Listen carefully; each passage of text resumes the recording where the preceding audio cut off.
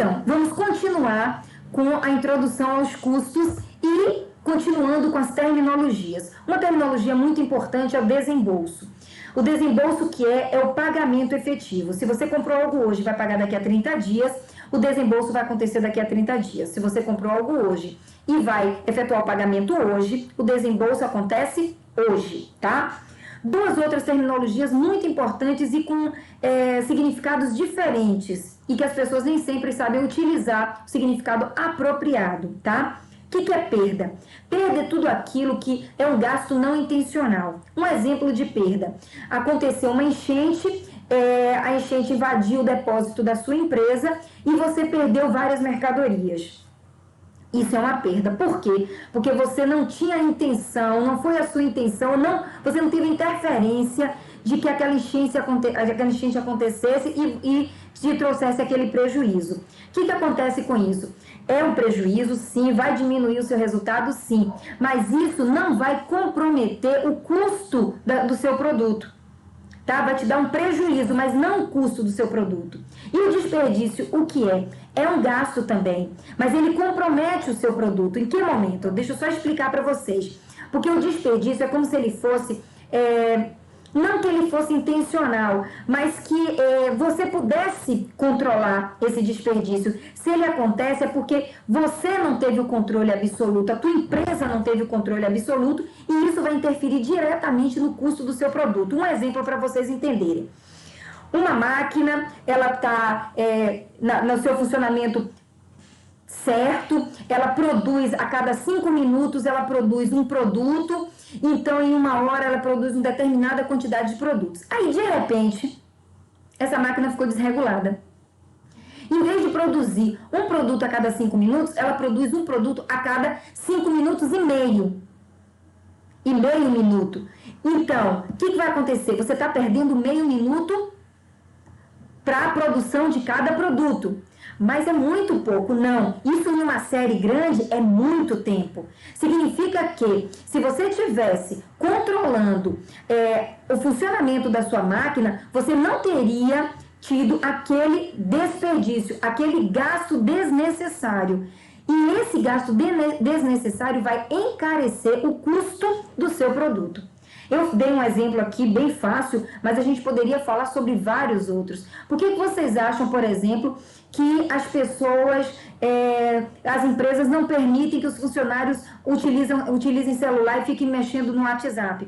Que cada vez que você pega o celular, vê a mensagem, importante ou não, e bota o celular na mesa e continua trabalhando, você tem um gasto de tempo. E esse gasto de tempo é um desperdício. Porque você está perdendo o tempo que você poderia controlar, ok?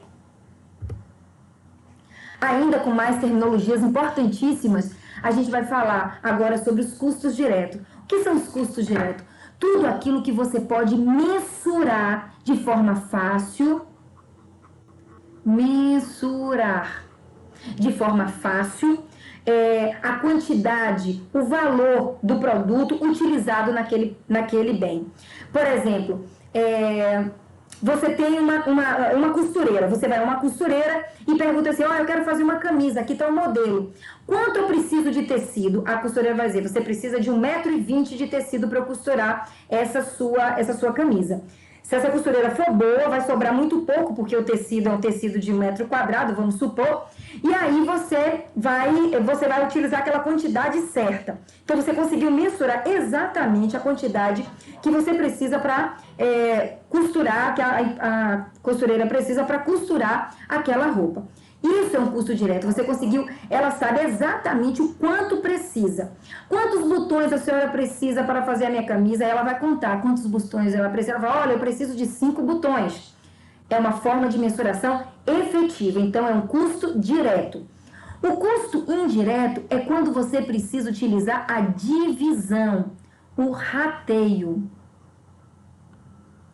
Então, quando você utiliza a divisão, e divisão e rateio tem o mesmo significado, ok? Quando você utiliza a divisão e rateio, significa que custo-benefício não vale a pena você mensurar a quantidade que você vai gastar, porque você vai acabar tendo um valor maior para saber o quanto você gastou do que se você fizesse uma divisão. Vou te dar um exemplo. A linha para costurar a camisa. Aí, essa mesma camisa que a gente fez antes, aí você pergunta para a costureira, quanto de linha a senhora vai precisar? Ela vai dizer, olha, eu preciso de 2 tubos de linha para costurar a sua camisa. Ela vai precisar de 2 tubos efetivos? Não. Mas ela vai perder tempo vendo quantos metros ela vai precisar. Por quê? Porque a linha é barata, custo-benefício. Então é melhor ela te pedir o que ela acha que vai, porque ela já tem uma noção. E aí ela vai falar, olha, sobrou um tubo, então eu só precisei de 1 tubo. Então eu sei que para fazer aquela camisa eu só preciso de 1 tubo de linha. Olha, eu usei 1 tubo e um pouco, sobrou essa quantidade. Essa quantidade, mais 1 tubo, dá para fazer outra camisa. Então, você sabe que uma camisa você utiliza 1 tubo e meio. Então, assim, a divisão é quando o custo-benefício não vale a pena você ficar sabendo efetivamente quanto você vai gastar, é melhor você utilizar a divisão, tá? Uma outra terminologia importante, as duas próximas são os custos fixos e os custos variáveis. O que vocês precisam saber de custos fixos e variáveis é que o custo fixo, ele não varia de acordo com o volume de produção. E o custo variável, ele varia de acordo com o volume produzido. Um exemplo, o aluguel. Se eu produzir na minha fábrica 1000 peças, o aluguel vai ser o mesmo. Se eu produzir uma peça, o aluguel vai ser o mesmo. Se eu não produzir naquele mês, vou pagar o aluguel do mesmo jeito, ok? No custo variável, por exemplo, se eu produzir 1000 peças, a energia que eu vou gastar na minha fábrica vai ser referente a 1000 peças. Se eu produzir apenas uma peça, a quantidade de energia que eu vou gastar vai ser infinitamente menor do que para 1000 peças, ok? Então, isso é o variável, isso é o fixo. O variável, quanto mais eu produzir, mais eu gasto, quanto menos eu produzir, menos eu gasto. O fixo independe. Agora, lembrando que quando a gente fala que ele independe, é assim, existe um teto máximo, ele variar, mas ele vai variar uma vez só. Por exemplo, o aluguel. Eu tenho 10 máquinas para esse ambiente aqui. Se eu quiser produzir 2000 peças, eu vou ter que comprar mais máquinas. Para eu comprar mais máquinas, que não vai caber nesse aluguel, eu vou ter que alugar um espaço do lado. Então, meu aluguel vai aumentar e vai ficar fixo de novo, ok? Então, o fixo tem sempre um limite para, então, eu ter que aumentar. Mas dentro desse limite, eu posso fazer todas as contas, todos os cálculos que eu necessitar para aquela realidade.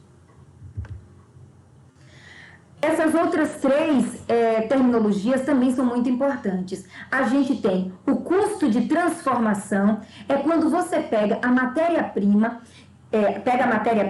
e agrega a essa matéria-prima vários gastos e vai na transformação da matéria-prima em um produto acabado, tá? Isso é o custo de transformação. A matéria-prima entra no custo de transformação? Não, porque você está transformando ela. Mas tudo aquilo que agregar, que gastar para transformar essa matéria-prima no produto acabado é custo de transformação. E o custo primário, o que é? São os 2 primeiros custos que você tem. E é importante você saber isso.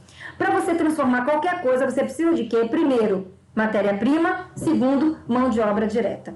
Então, o custo de transformação são os primeiros custos. São os 2 primeiros. Desculpa, falei errado. O custo primário são os 2 primeiros. Matéria-prima, mão de obra direta. E o rateio, como eu tinha falado antes, vou escrever aqui, é a divisão. Agora, lembra uma coisa. Qual é a característica básica do rateio? E aí vocês precisam entender, isso é muito importante. O rateio, a divisão, o que você utilizar para fazer essa divisão é o que vai dar o resultado do seu produto. Se você utilizar o critério de divisão de forma preguiçosa, você vai comprometer os produtos. Mas se você utilizar o critério de divisão, o critério de rateio de forma racional e responsável, você vai ter um custo o mais real possível de cada produto. Então, assim, toda vez que você tem uma empresa, a não ser que essa empresa produza um único produto, e quando eu digo um único produto, é um produto só, por exemplo, vou utilizar um exemplo, essa garrafa. Tem que ser uma garrafa preta, com essas mesmas características, desse mesmo tamanho, uma garrafa igual. Isso é um produto só. Se você mudar qualquer coisa nessa garrafa, já é um outro produto. Então, assim, tudo vai ter método de rateio, a não ser que seja produto único. Então, toda vez que você tiver um método de rateio, você tem que utilizar a base de rateio, o critério para fazer esse rateio da forma mais responsável e racional possível.